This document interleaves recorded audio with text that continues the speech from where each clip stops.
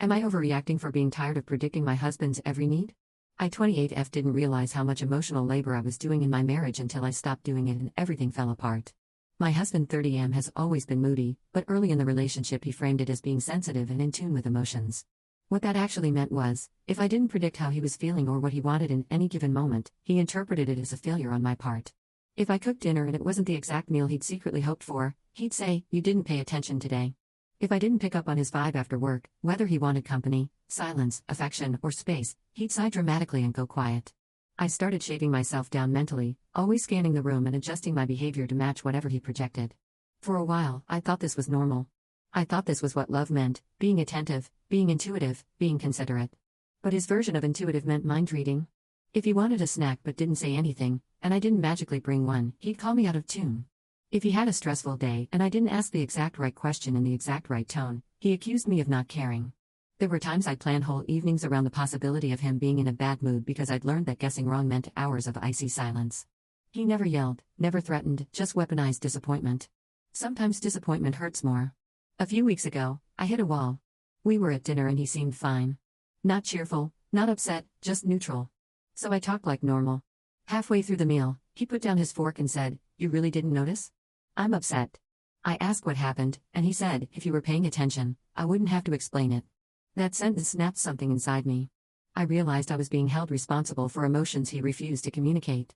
I said, "I'm not doing this anymore. If you need something, you have to tell me." His face twisted like I'd insulted him. He barely talked for the rest of the night.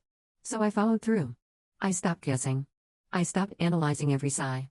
If he wanted something, he had to say it. If he was upset, he had to name it. At first, he looked confused. Then frustrated. Then deeply offended. For the next few days he walked around like a wounded animal, short answers, pouting, dragging his feet. He kept making comments like, "I shouldn't have to spell everything out, and other wives would know." I ignored the bait. Then came the twist. His mom invited us over for dinner. She pulled me aside at one point and said, with this condescending smile, "He's always expected the women in his life to have intuition. I did it for his father. My mother did it for mine. It's part of being a good wife." She said it like she was passing down some generational secret. I just stared at her, because suddenly everything made sense. He wasn't moody, he was raised to believe his emotional needs were something women should predict and manage for him. He didn't communicate because he'd never had to. His mother bragged about bringing coffee before her husband asked, anticipating his moods, preloading chores before he complained. My husband grew up believing women read men like weather, and that failing to do so was a moral failing. On the drive home, I told him his mom talked to me. He didn't deny it. He said, "Yeah, that's how relationships work. You just sense things." I said, "No. That's how unpaid emotional labor works."